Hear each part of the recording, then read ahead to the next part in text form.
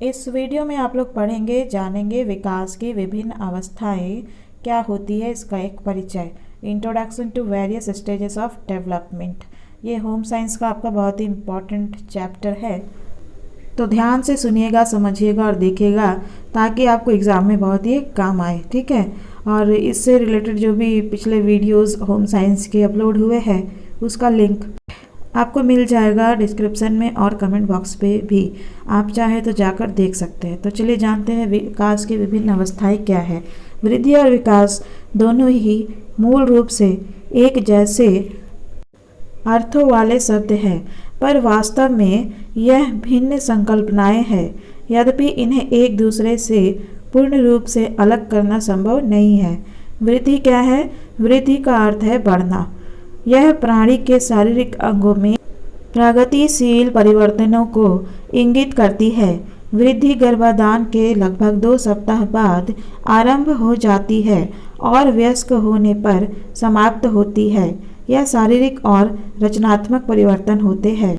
वृद्धि में मात्रात्मक यानी क्वांटिटेटिव परिवर्तन होते हैं। विकास एक सार्वभौमिक प्रक्रिया है जो जन्म से लेकर मृत्यु पर्यंत चलती है। यह बालक में आने वाला सुव्यवस्थित, समानुगत और उन्नतिशील परिवर्तन है। इसमें बालक की शारीरिक, मानसिक, सामाजिक व संवेगात्मक क्षमताओं का विकास होता है।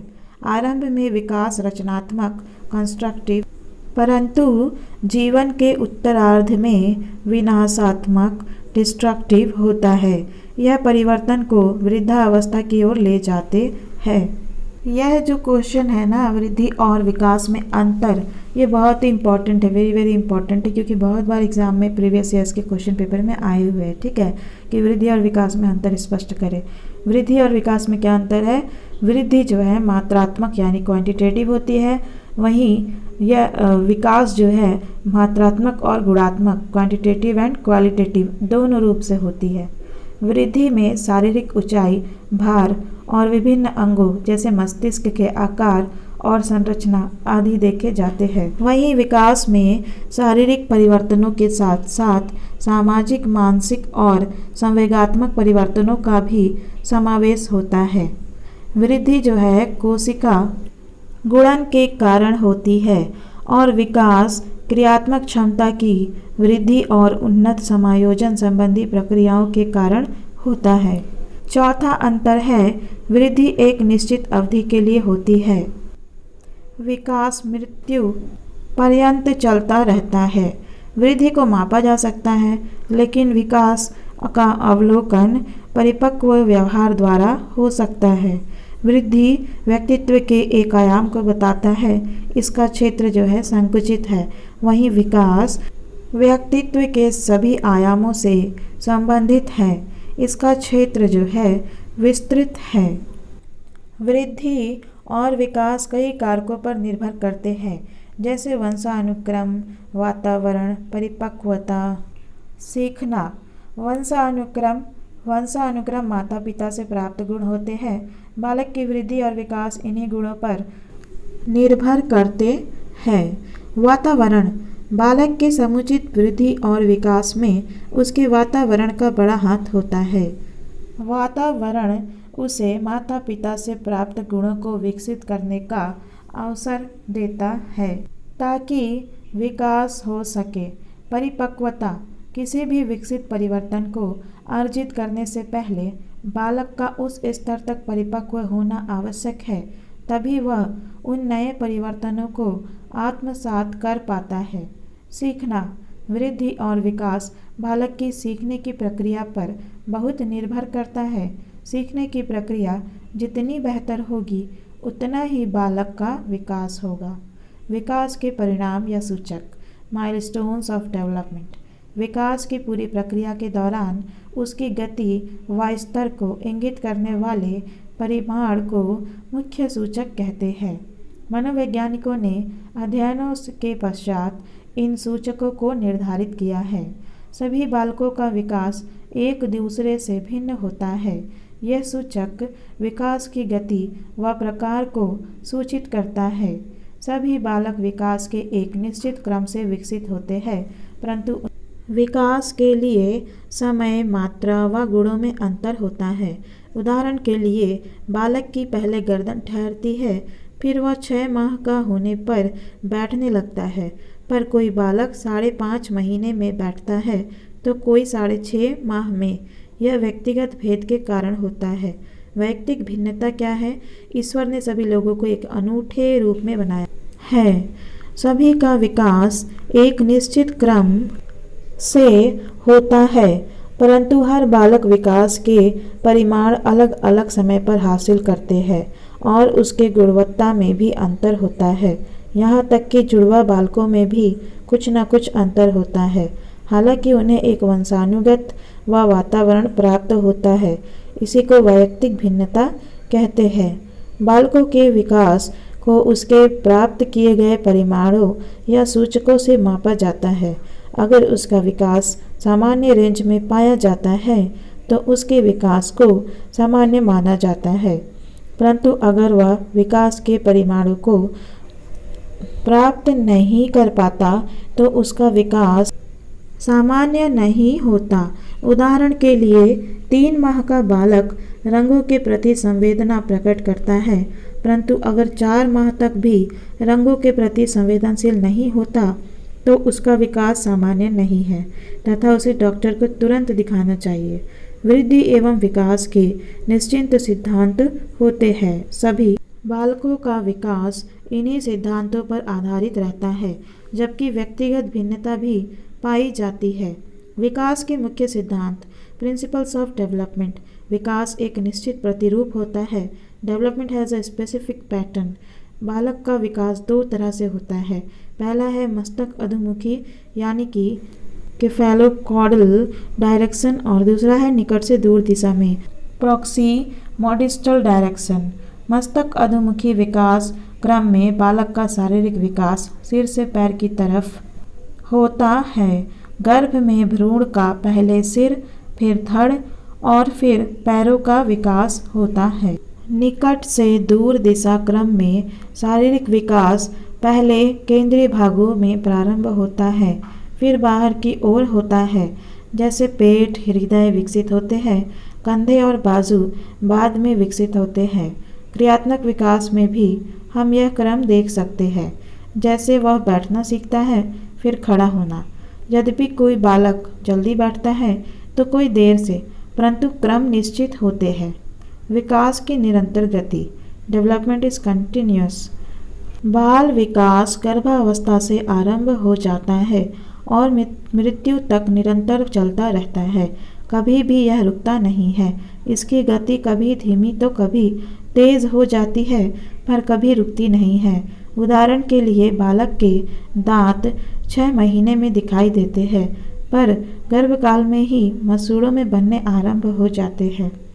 विकास सामान्य से विशिष्ट की ओर होता है। Development is from general to specific.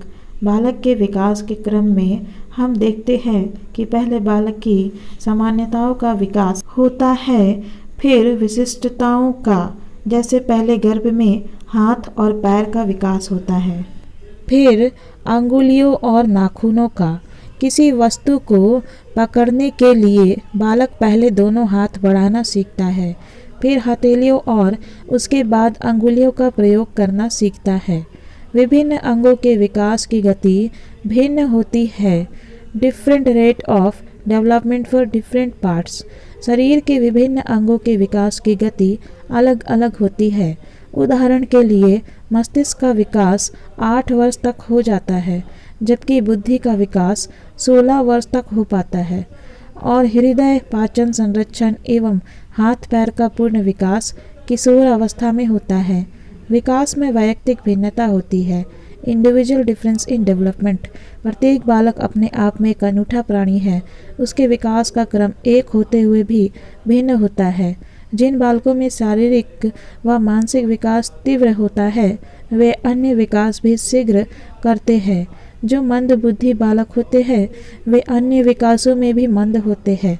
एक ही आयु के बालक विकासीय गति एवं मात्रा में भिन्न हो सकते हैं। प्रत्येक विकास अवस्था की अपनी विशेषताएं होती है। Every stage has its own characteristic. पूरे विकास की अवस्था को कुछ अवस्थाओं में बांटा गया है। देखा गया है कि इन अवस्थाओं की अपनी विशेषताएं होती है। जैसे गर्भावस्था और शैशवावस्था शारीरिक विकास के लिए विशेष है, जबकि किशोरावस्था काम वृत्ति और सामाजिकता के लिए विशेष है। बाल्य अवस्था में समलिंगी साथियों और किशोरावस्था में विषमलिंगी साथियों का विशेष प्रभाव होता है और बालक उनके साथ रहना पसंद करता है। इस प्रकार प्रत्येक आयु के बालकों में कुछ ऐसे व्यवहार पाए जाते हैं जो दूसरी अवस्थाओं में नहीं होते। प्रत्येक बालक विकास की प्रत्येक अवस्था से गुजरता है। Every child passes through every stage of development. विकास के निश्चित क्रम के कारण प्रत्येक बालक क्रमशः सभी अवस्थाओं से गुजरता है। कभी भी बालक एक अवस्था को छोड़कर अगली अवस्था में नहीं जा सकता। जैसे बालक शैशवावस्था से बाल्य अवस्था और फिर किशोरावस्था में पहुंचता है, वह शैशवावस्था से सीधे किशोरावस्था में नहीं जा सकता। प्रत्येक बालक अपने विकास की चरम सीमा पर पहुंचता है। Every child reaches its maximum development. प्रत्येक बालक के विकास की गति भिन्न होती है, पर वह अपने विकास की चरम सीमा को अंततः प्राप्त कर ही लेता है। इस क्रिया में कई तत्व सहायक होते हैं, जैसे कि अच्छा पोषण, सही निर्देशन व प्रोत्साहन आदि। कई ऐसे तत्व हैं जो बालक के विकास में बाधक है, जैसे कुपोषण, गलत संगत, गंदा वातावरण व प्रोत्साहन की कमी आदि। विकास का क्रम काम वृत्ति पर आधारित होता है। The order of development depends on 6 motive. Freud के अनुसार बालक का विकास उनकी काम वृत्ति पर आधारित है। इसकी 4 अवस्थाएं हैं। काम वृत्ति के आधार पर विकास की 4 अवस्थाएं हैं। स्वप्रेम अवस्था। छोटे बालक इस अवस्था में अपने आप से प्रेम करते हैं। यह अवस्था अवस्थाओं में विभाजित है।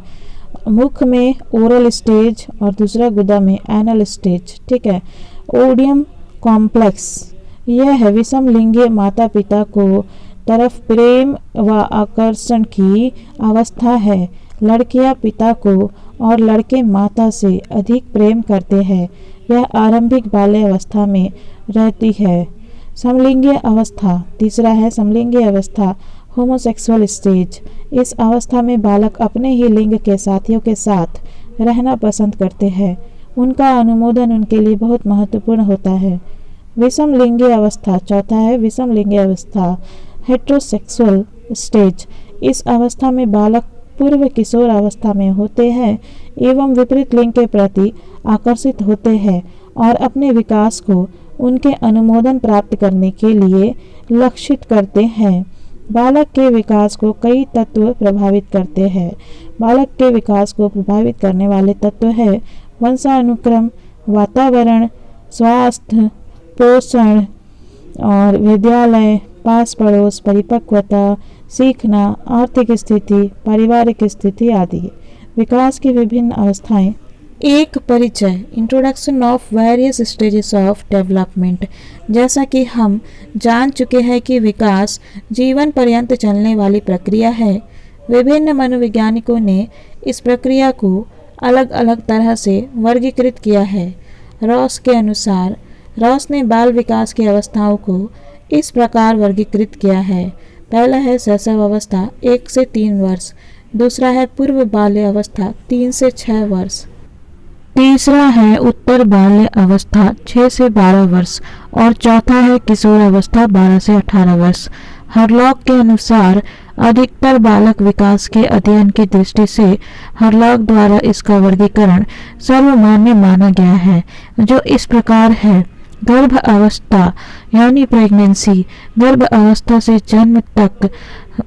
पूर्व शैशव अवस्था इन्फेंसी, जन्म से 2 सप्ताह तक। उत्तर शैशव अवस्था या बचपन अवस्था 2 सप्ताह से 2 वर्ष तक। और पूर्व बाल्य अवस्था यानी 3 वर्ष से 6 वर्ष तक। उत्तर बाल्य अवस्था यानी 7वें वर्ष से 11वें वर्ष तक। वहीं वयः संधि प्यूबर्टी 11 से 12 वर्ष से 13 से 14 वर्ष तक, और पूर्व किशोर अवस्था 17 वर्ष से 21 वर्ष तक। वहीं पूर्व किशोर अवस्था जो है 13 वर्ष से 17 वर्ष तक, और उत्तर किशोर अवस्था जो है 17 वर्ष से 21 वर्ष तक। प्रौढ़ अवस्था जो है 21 वर्ष से 40 वर्ष तक, और वहीं मध्य अवस्था जो है 41 वर्ष से 60 वर्ष तक बताया गया है। वृद्धा अवस्था यानी ओल्ड एज जो है 60 साल के बाद, 60 वर्ष के बाद। यह वर्गीकरण इन अवस्थाओं की विशेषताओं के कारण है। ये विशेषताएं इस अवस्थाओं को एक दूसरे से भिन्न करती है। अध्ययन की सुविधा के लिए इन्हें निम्न अवस्थाओं में बांटा गया है। उसकी विशेषताएं इस प्रकार है। गर्भकालीन अवस्था, प्रीनैटल पीरियड, यह गर्भाधान से जन्म तक का समय है जो लगभग 9 महीने का होता है। इस अवस्था में भ्रूण माता के गर्भ में पूर्ण शिशु के रूप में परिवर्तित होता है। इस अवस्था की विशेषताएं इस प्रकार है। गर्भकालीन अवस्था में विकासीय परिवर्तन अन्य अवस्थाओं की अपेक्षा तीव्रता से होते हैं। गर्भकालीन अवस्था में सारे शरीर की रचना, अंगों का बनना इसी अवस्था में होता है। गर्भकालीन अवस्था में सभी परिवर्तन जो है शारीरिक होते हैं। गर्भकालीन अवस्था को 3 अवस्थाओं में विभाजित किया गया है। पहला है बीज अवस्था, दूसरा है भ्रूण अवस्था और तीसरा है गर्भकालीन अवस्था। बीज अवस्था जर्मिनल पीरियड क्या है? यह गर्भाधान से 2 हफ्ते की होती है। इसमें अंडा एक कोशिका के रूप में होता है और इसका तीव्रता से विभाजन होता है, परंतु ऊपर से कोई परिवर्तन नहीं देता है, कोई परिवर्तन दिखाई नहीं देता है। यह गर्भाशय के तरल में तैरता है और अपना भोजन खुद अपने से ही प्राप्त करता है। 10 दिन में यह गर्भाशय की ऊपरी दीवार से चिपक जाता है और माता के शरीर से पोषण प्राप्त करने लगता है। भ्रूण अवस्था, भ्रूण अवस्था क्या है? एम्ब्रायनिक पीरियड, यह तीसरे सप्ताह से 2 माह की अवस्था है। इस अवस्था में जीव को भ्रूण कहते हैं। सभी अंगों का निर्माण आरंभ हो जाता है। दूसरे माह के अंत तक भ्रूण की लंबाई 1.5 से 2 इंच हो जाती है। भार लगभग 2 ग्राम हो जाता है और सभी कोशिकाएं अपने को 3 परतों में बांट लेती है। सिर बनने वाला हिस्सा बड़ा होता है। कान सिर के काफ़ी नीचे और नाक के स्थान पर छिद्र होता है। बाहरी परत से एक्टोडर्म कहा जाता है। बाहरी परत जिसे एक्टोडर्म कहा जाता है त्वचा, दांत, बाल, नाड़ियाँ बनाती है। मध्यम परत को मेसिडर्म कहा जाता है। यह मांसपेशियाँ और अंतः त्वचा बनाती है। और आंतरिक परत जिसे एंडोडर्म कहते हैं, यह फेफड़े, यकृत, पाचन तंत्र और अन्य आंतरिक अंगों का निर्माण करती है। गर्भकालीन अवस्था, फोटस पीरियड, यह अवस्था 3 माह से जन्म तक चलती है। तीसरे माह में फीटस यानी शिशु की लंबाई 3.5 इंच होती है। 5वें माह तक 9 से 10 इंच और 8वें माह तक 16 से 18 इंच हो जाती है। भार तीसरे माह में 3/4 औंस, 5वें माह में 9 से 10 औंस और 8वें माह में 4 से 5 पाउंड हो जाता है। जन्म के समय शिशु 18-20 इंच लंबा और 3 किलोग्राम का भार यानी 6 पाउंड के लगभग होता है। पहले 6 माह सिर तीव्र गति से बढ़ता है, फिर धड़ अगले 3 महीनों में तीव्रता से विकसित होता है। 4थे माह में हृदय की धड़कन सुनी जा सकती है। सभी अंग 7वें माह तक पूर्ण रूप से बन जाते हैं। इस समय जन्म लेने पर उसे अत्यधिक देखभाल की आवश्यकता होती है। 9वें माह में जीवन रहने की संभावना अधिक होती है। शैशव अवस्था क्या है? पूर्व शैशव अवस्था, इन्फेंसी। पूर्व शैशव अवस्था जो है जन्म से 15 दिन की अवस्था है। इसकी विशेषताएं हैं, पूर्व शैशव अवस्था में इस समय कोई विशेष शारीरिक और मानसिक परिवर्तन नहीं दिखते। इस समय को समायोजन की अवस्था, पीरियड ऑफ एडजस्टमेंट कहते हैं। पूर्व शैशव अवस्था बाहरी तापमान से समायोजन करता है। पूर्व शैशव अवस्था में शिशु अपने अंगों जैसे पाचन तंत्र, श्वसन तंत्र, उत्सर्जन तंत्र का प्रयोग करना सीखता है और पूर्व शैशव अवस्था में वह चूसना यानी सकिंग सीख कर भोजन प्राप्त करता है। शैशव अवस्था में आपने जाना पूर्व शैशव अवस्था क्या है। अब आप जानेंगे उत्तर शैशव अवस्था यानी बचपन अवस्था, बेबीहुड क्या है। उत्तर शैशव अवस्था जो है यह 2 हफ्ते से 2 वर्ष तक की है। इसकी विशेषताएं इस प्रकार है। उत्तर शैशव अवस्था तीव्र विकास की अवस्था है। शारीरिक, संवेगात्मक, बौद्धिक और सामाजिक विकास तीव्रता से होते हैं। उसका व्यवहार मूल प्रवृत्तियों पर आधारित होता है और स्व केंद्रित होता है। लगभग सभी संवेगों जैसे क्रोध, प्रेम, ईर्ष्या, डर आदि 2 वर्ष के होते होते उदय हो जाती है। 2 वर्ष का होने पर मांसपेशियों पर नियंत्रण कर लेता है। बिना सहारे के चलने, खाना खाने जैसी क्रियाएं करने लगता है। वह आत्मनिर्भर होने का प्रयास करता है। वातावरण को समझने का प्रयास करता है। बोध का विकास भी होता है। क्रियाओं को दोहराना सीखना, हर वस्तु को जानने की कोशिश करना। भाषा का विकास होता है उत्तर बाल्यावस्था में और शब्दों व हाव भाव से दूसरों की बात समझने लगता है और अपनी बात समझाने लगता है। अपनी आवश्यकताएं जैसे भूख, निष्कासन आदि के बारे में कुछ हद तक बताने लगता है। इस अवस्था में बालक सभी को बहुत प्यारे लगते हैं, इसलिए इसे अपीलिंग एज भी कहते हैं। यह दुर्घटना घटने की अवस्था है। इस समय माता को हर समय बच्चों के साथ रहना पड़ता है, नहीं तो वे किसी न किसी दुर्घटना के शिकार हो सकते हैं, जैसे बिजली के स्विच को छूना, चाकू से हाथ काट लेना, बाथरूम में बाल्टी में गिर जाना आदि। सामाजिक भावना का उदय हो जाता है। सही और गलत का अर्थ जानने की कोशिश करता है। बाल्य अवस्था यानी चाइल्डहुड क्या है।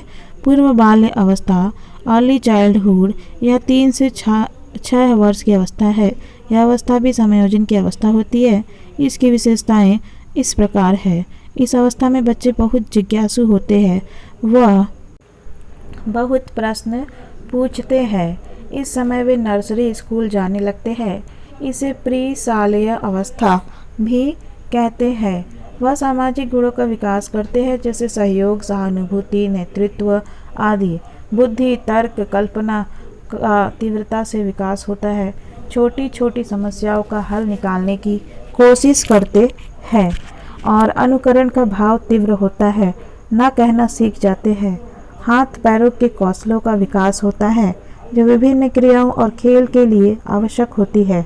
भाषा विकास होता है और शब्द भंडार बढ़ जाता है। शारीरिक रूप से सक्रिय होने के कारण दुर्घटना की संभावनाएं रहती है। उत्तर बाल्यावस्था क्या है। लेट चाइल्डहुड यह 7 से 11 वर्ष की अवस्था है। इस अवस्था में शारीरिक विकास पहले की अपेक्षा थोड़ा मंद होता है, परंतु बौद्धिक विकास, भाषा विकास, सामाजिक विकास बहुत तीव्रता से होता है। इस अवस्था की विशेषताएं इस प्रकार है। यह उत्तर बाल्यावस्था प्रारंभिक स्कूल, एलिमेंट्री स्कूल की अवस्था है। औपचारिक अध्ययन शुरू हो जाता है, जैसे पढ़ना लिखना आदि। बालक चुस्त हो जाते हैं। इसको स्मार्ट एज भी कहते हैं। झूठ बोलना, बहाने बनाना सीख जाते हैं। इसे समूह अवस्था भी कहते हैं। सामाजिकता के सभी गुण अर्जित करते हैं और मित्र बनाते हैं। इसे गंदगी की अवस्था, डर्टी एज भी कहते हैं, क्योंकि वह अपने रख रखाव के प्रति लापरवाह हो जाता है। बुद्धि, तर्क, कल्पना, चिंतन का विकास होता है, परंतु विवेक व सहनशीलता का अभाव होता है। नेतृत्व, साहस, सहयोग, नैतिकता आदि गुण विकसित होते हैं। काफ़ी हद तक आत्मनिर्भर हो जाता है। अपने कार्य खुद कर लेता है और माता पिता की सहायता भी करता है। जिज्ञासु होता है। अधिक से अधिक ज्ञान प्राप्त करना चाहता है। समलिंगीय मित्र बनाता है।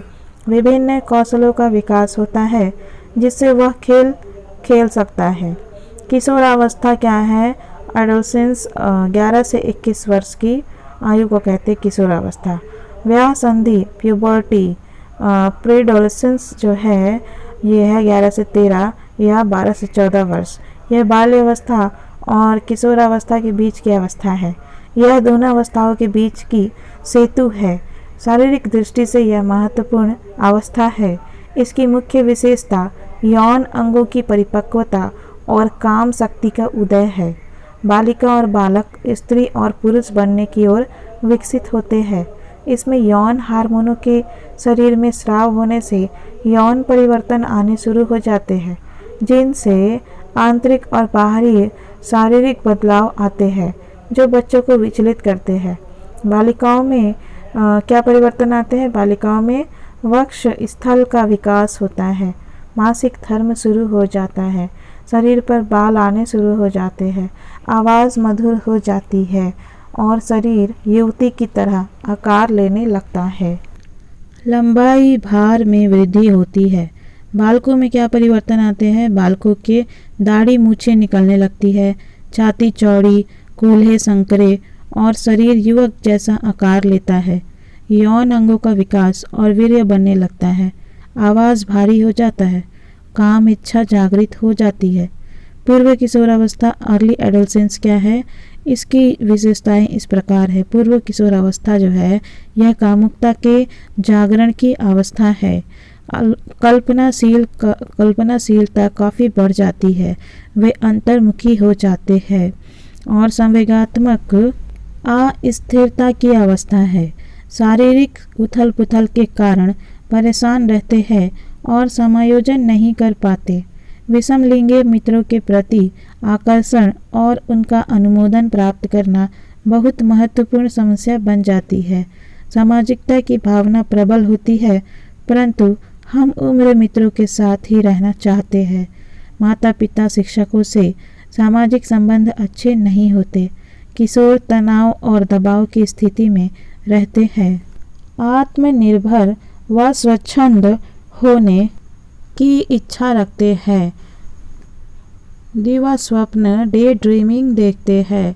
उत्तर किशोर अवस्था लेट एडोलसेंस, इस समय तक सभी शारीरिक परिवर्तन पूरी तरह पूर्ण हो जाते तो किशोर भी अपने में एक प्रकार से शांति व स्थिरता अनुभव करते हैं। इस समय वे अपने बदले रूप से समायोजन स्थापित कर लेते हैं। उनकी मुख्य विशेषताएं इस प्रकार है। उत्तर किशोर अवस्था में बच्चा जो है आत्मनिर्भर बनने की राह पर होते हैं और वह अपना व्यवसाय चुनते हैं। विषम लिंगीय मित्र बनाते हैं। माता पिता और समाज के अन्य लोगों से संबंध सुधारते हैं। शारीरिक मानसिक संवेगात्मक विकास चरम सीमा तक पहुँचते हैं। वीर पूजा की अवस्था है। अपना आदर्श चुनते हैं और उनके जैसा बनना चाहते हैं। अपनी नैतिकता और धार्मिक प्रत्यय खुद बनाते हैं। चिंतन और तर्क की कसौटी पर हर चीज़ को तोलते हैं। वे सोचते हैं कि वह बहुत सी समस्याओं से घिरे हैं। प्रौढ़ावस्था क्या है? अडल्टहुड, यह 21 से 40 वर्ष की अवस्था है। इस अवस्था में बहुत से उत्तरदायित्व व्यक्ति को निभाने पड़ते हैं। पहला है बहुमुखी उत्तरदायित्व की अवस्था है। विवाह, नौकरी, परिवार संबंधी कई उत्तरदायित्वों का निर्वाह करना पड़ता है। सामाजिक दायित्व भी निभाने पड़ते हैं। आत्मनिर्भरता की अवस्था है। प्रौढ़ावस्था जो आत्मनिर्भरता की अवस्था है, खुद अपने परिवार को चलाने के लिए आत्मनिर्भर बनना आवश्यक है। माता पिता भी उम्मीद करते हैं कि उनके बच्चे अपने और परिवार का वहन करें। जब तक व्यक्ति आत्मनिर्भर न हो वह अपने परिवार का पालन नहीं कर सकता। समायोजन विवाह उपरांत अपने साथी और उनके परिवार से सामंजस्य स्थापित करना पड़ता है। अच्छे संबंधों का विकास करना पड़ता है। पास पड़ोस, दफ्तर सभी जगह समायोजन करना पड़ता है। व्यक्ति महत्वाकांक्षी होता है। जीवन में आगे बढ़ना और उपलब्धियां प्राप्त करना चाहता है। मध्य अवस्था मिडिल एज क्या है? 41 से 60 वर्ष की उम्र को मध्य अवस्था मिडिल एज कहते हैं। शारीरिक और मानसिक परिवर्तन होते हैं। संतान बड़ी हो जाती है। उनकी जिम्मेदारी अधिक हो जाती है। व्यक्ति को अपनी रुचियाँ और व्यक्तिगत ज़रूरतों को पीछे छोड़ना, परिवार को छोड़कर परिवार की जिम्मेदारियों पर अधिक ध्यान देना पड़ता है। सामाजिक संबंधों का दायरा बढ़ जाता है और समाज के प्रति अपनी जिम्मेदारी समझने लगते हैं। इस अवस्था में नैतिक, धार्मिक, सामाजिक मूल्यों के प्रति आस्था बढ़ जाती है। वह अपनी सामाजिक प्रतिष्ठा की ओर अधिक सचेत हो जाता है। अपने बूढ़े माता पिता की देखभाल के लिए तत्पर होना। वृद्धावस्था क्या है? ओल्ड एज 60 वर्ष से आगे का यह जीवन का अंतिम पड़ाव है। इसकी क्या क्या विशेषताएं हैं? वृद्धावस्था शारीरिक और मानसिक शक्ति क्षीण हो जाती है और कई बार बीमारियों के साथ समायोजन करना पड़ता है और जीवन शैली में परिवर्तन आता है। वृद्धावस्था में रुचि और मनोवृत्तियों में भी परिवर्तन आ जाता है। सेवानिवृत्ति से मानसिक आर्थिक परिवर्तन आते हैं और समायोजन क्षमता कम हो जाती है। सामाजिक संपर्क कम हो जाते हैं। चिंतन, रचनात्मक क्षमता और सीखने की क्षमता कम हो जाती है। ज्ञान इंद्रियों की क्षमता कम हो जाती है, जैसे देखना, सुनना। संवेगात्मक अस्थिरता और असुरक्षा की भावना आ जाती है। अगले पाठों में हम बालक के विभिन्न विकासों के बारे में पढ़ेंगे। हर विकास की अवस्था के विशेष विकासीय प्रमाण होते हैं और बालक के विकास को इन्हीं के आधार पर मापा जाता है। इन्हें विकास के परिणाम या कौशल, डेवलपमेंटल टास्क कहा जाता है। हविगस्ट के अनुसार यह वह कौशल है जो बालकों को विकास की अवस्थाओं के शुरू होने से पहले या उसके दौरान सफलतापूर्वक अर्जित कर लेने चाहिए। अगर बालक किसी विशेष अवस्था के कौशल पूर्ण नहीं कर पाता तो वह अगली अवस्था के कौशल भी नहीं पूर्ण कर पाएगा एवं उसका विकास पिछड़ जाएगा। बालक का विकास इन्हीं कौशलों पर निर्भर करता है। ये बालक के वंशानुक्रम और वातावरण संबंधी कारकों पर आधारित होते हैं।